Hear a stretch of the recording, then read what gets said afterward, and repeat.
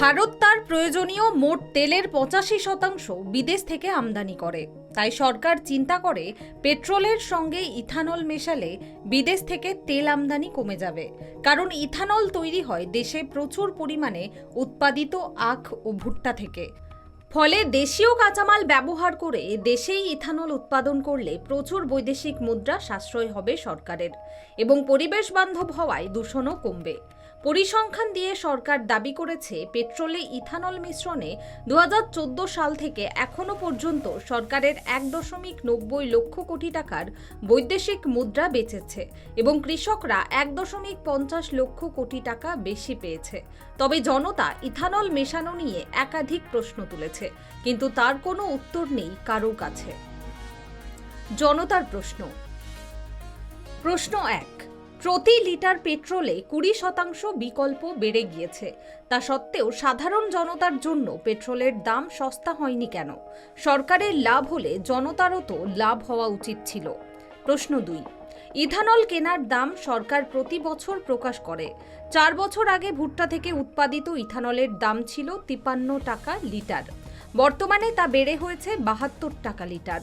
কিন্তু সরকার স্বীকার করে নিয়েছে ট্যাক্স দেওয়ার আগে ইথানলের দাম পেট্রোলের থেকে বেশি পড়ছে। তার মানে E20 থেকে পেট্রোল সস্তা হবে, কিন্তু তা হয়নি। 20% ইথানল দেওয়ার পরেও যে পেট্রোলের দাম যে 20% या 10% কম আসে তো কমই। ইভেনচুয়ালি যে পিওর পেট্রোল সেটা তো 150 টাকার উপরেই আছে, আর আমরা উল্টো মিশ্রিত পেট্রোল ইউজ করছি, তাই দাম। প্রশ্ন 3, তাহলে E20 জন্য কাদের গাড়ির মাইলেজ কমছে, ইঞ্জিনের ক্ষতি হচ্ছে, গাড়িতে হঠাৎ আগুন লেগে যাচ্ছে, দেশের বিদেশি মুদ্রা বাড়ছে, তাহলে আমজনতারও তো ফায়দা হওয়া উচিত। সমস্যা তো হবেই, তো ইঞ্জিন তো খারাপ হয়ে যাবে, তো ওই E20 নিয়ে তো লাভ হবে না কিছু। তো এই গাড়িগুলো কি হবে? মাইলেজ তো কমবে, বড় বড় দামি দামি গাড়িগুলো আগুন লেগেছে, তো এই গরিব মানুষগুলো কোথায় যাবে? প্রশ্ন 4, বিশুদ্ধ দুধের সঙ্গে টোন দুধ পাওয়া যায়, গ্যাসের সিলিন্ডার বিনা ভর্তুকি ও ভর্তুকিতে পাওয়া যায়, তাহলে পাম্পে E20 এবং সাদা পেট্রোল দুই কেন পাওয়া যাবে না? যারা নতুন গাড়ি কিনছেন তাদের দেওয়া হোক E20, আর যাদের পুরনো গাড়ি তারা সাদা পেট্রোল নিক। এটা করা এতটাও কঠিন নয়। নাকি সরকারের ভয় ছিল জনতাকে বিকল্প দিলে তারা কোনটা বেছে নেবে তা সকলেরই জানা?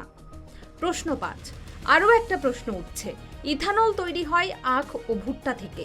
এই ভুট্টা থেকেই মুরগির খাবার তৈরি হয়, তার থেকে গরিবের পেট ভরে। আর দানার দাম বাড়লে ডিম দুধের দামও বাড়বে, খাবারের দাম বাড়বে, তেলের দাম বাড়লেও বাড়বে।